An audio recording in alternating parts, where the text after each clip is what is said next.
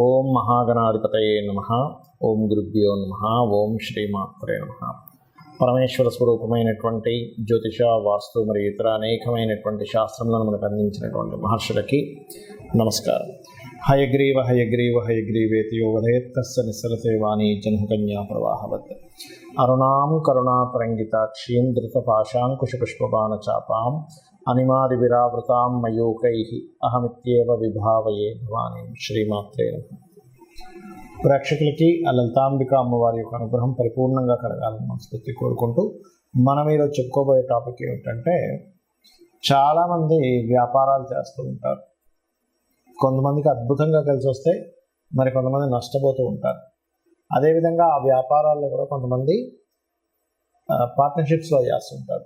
అంటే అలాగా ఈ జాతకుడు ఇంకొకరు కలిసి పార్ట్నర్షిప్లో చేయడం, అందులో కొంతమంది ఓన్లీ ఇన్వెస్ట్మెంట్ చేయడం, అవతల వాళ్ళు చూసుకోవడం, ఇలా రకరకాలుగా ఇద్దరు ముగ్గురు కలిసి చేస్తూ ఉంటారు. అయితే ఈ వ్యాపార విషయాల్లో చాలామంది ఏమనుకుంటారంటే, నక్షత్రంతో నక్షత్రం అంటే వీళ్ళది పలానా నక్షత్రం, అవతల వాళ్ళది ఇంకో నక్షత్రం అయినప్పుడు ఆ నక్షత్రాలు కలిస్తే చేయొచ్చు, నక్షత్రాలు కలవకపోతే వ్యాపారం పార్ట్నర్షిప్ చేయకూడదు అనుకుంటారు. అది పూర్తిగా రాంగ్. గుర్తుపెట్టుకోండి.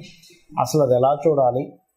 ఎవ్రీ లగ్న అంటే 12 లగ్నాలు, మనకి లగ్నం తెలియని వారు రాసి చూసుకోండి, బట్ లగ్నమే చూసుకోవాలి.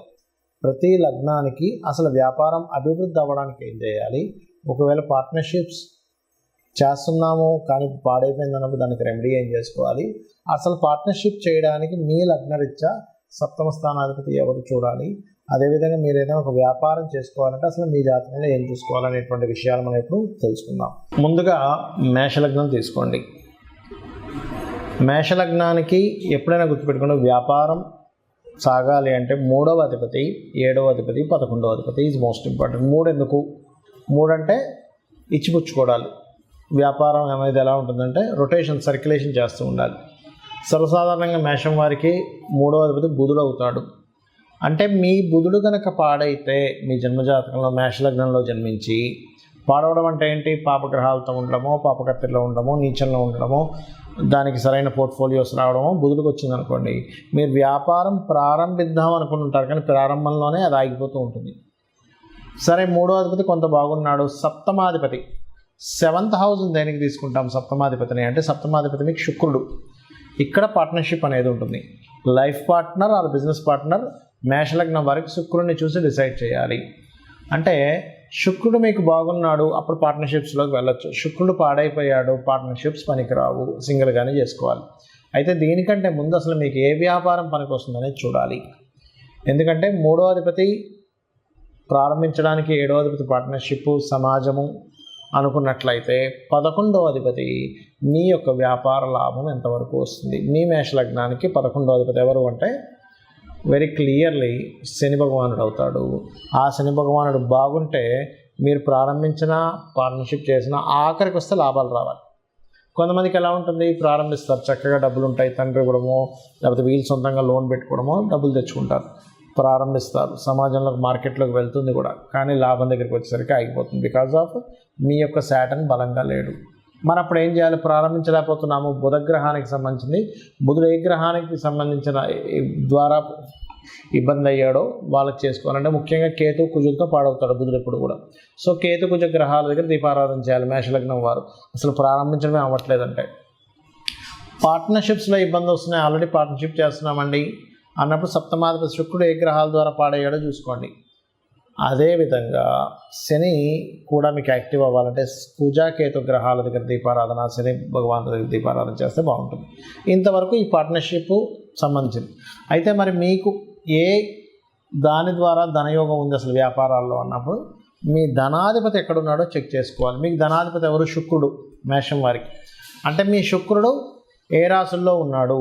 అగ్నితత్వ రాశుల్లో ఉన్నాడా? అగ్ని సంబంధమైన అంటే ఎలక్ట్రికల్ రిలేటెడ్ ఇట్లాంటివి.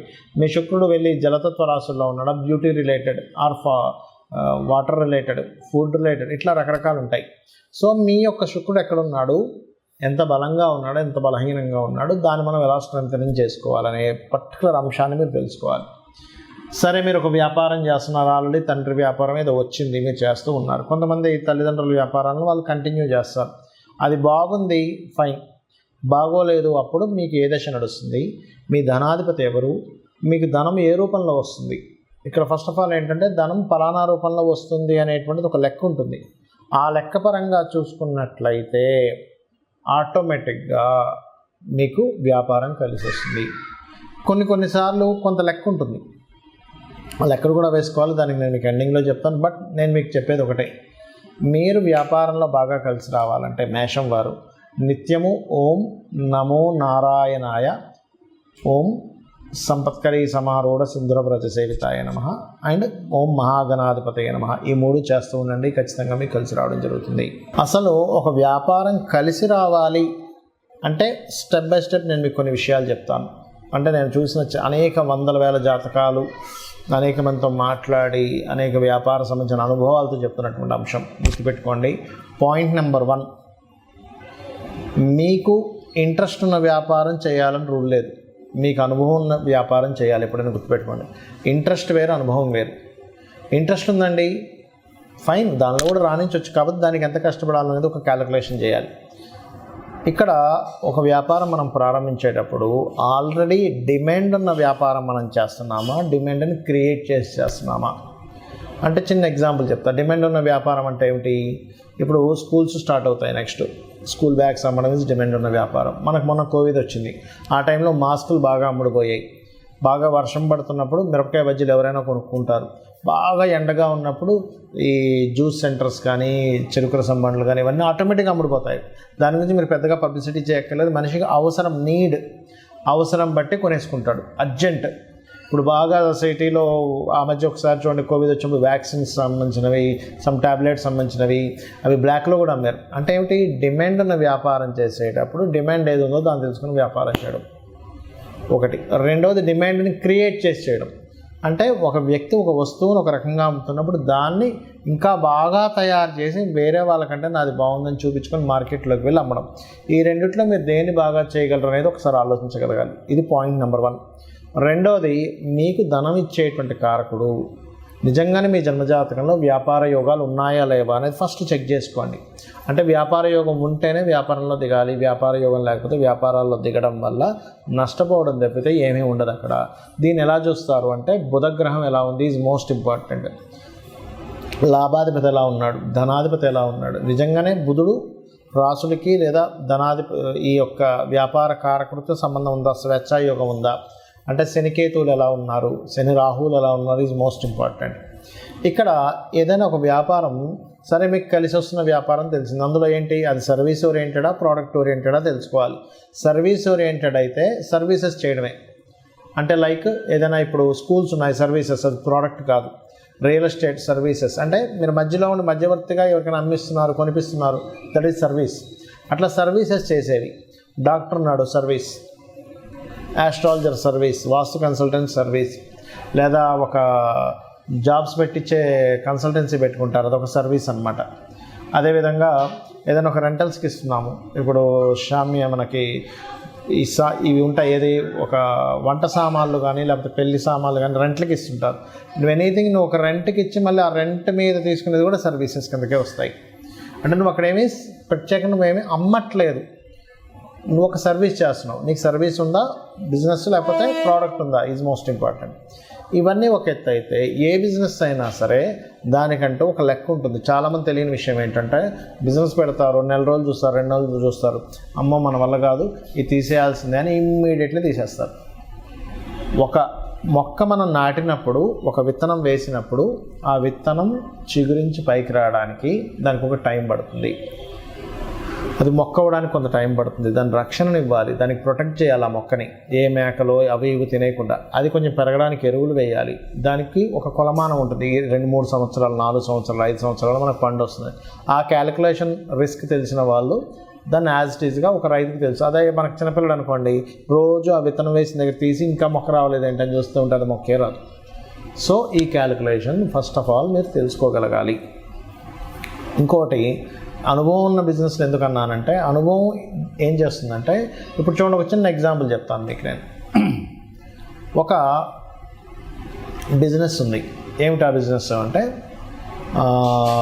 చిన్న ఎగ్జాంపుల్ మీకు ఏం చెప్తాను, ఒక జ్యూస్ బిజినెస్సే ఉందనుకుందాం, లేకపోతే ఒక పాల వ్యాపారమే ఉందనుకుందాం. ఒక ఒక ఒక వ్యక్తి పాల వ్యాపారం, ఇద్దరు ఫ్రెండ్స్ పాల వ్యాపారం ప్రారంభించారు. ఒక వ్యక్తి ఏమో లక్షలు సంపాదిస్తున్నాడు, ఇంకో వ్యక్తి ఏమో అప్పుల పాలయ్యాడు.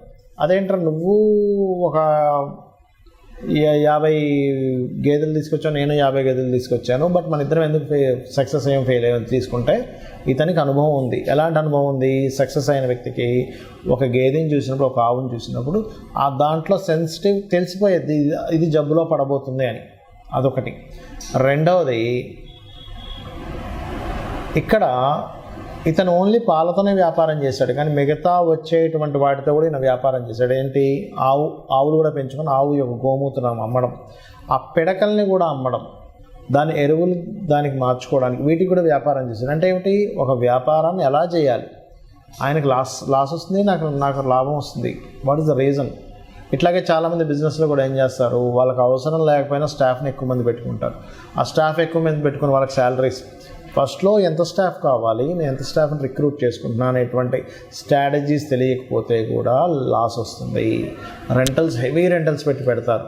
సరే, ఓకే, ఒక్కొక్క ఏరియాలో మంచి పాష్ ఏరియాస్లో హెవీ రెంటల్స్ ఉంటాయి, కానీ దాని తగ్గట్టుగా మనం ఎన్ని రోజులు భరించాలి, ఎన్ని రోజులు భరిస్తే దానికి ఎంత కష్టపడాలని ఒక స్ట్రాటజీ కనుక వేసుకోకపోతే మీరు బిజినెస్లో రాణించలేరు. ఫైనల్గా నేను చెప్పేది ఒకటే, ఎవరైనా బిజినెస్లో రాణించాలి, బాగా లాస్లో ఉన్నామన్నప్పుడు అమ్మవారి మంత్రం ఒకటి ఉంటుంది, అది చెప్తాను ఫైనల్గా. ఏంటది అంటే, ఓం ఇంద్రగోప పరిక్షిప్త స్మరతోనా భజంగికాయే నమః అనేటువంటి నామం కనుక రోజు 40 నిమిషాలు చేసుకున్నట్లయితే ఖచ్చితంగా బిజినెస్లో సక్సెస్ అవుతారు. శ్రీమాత్రే నమః.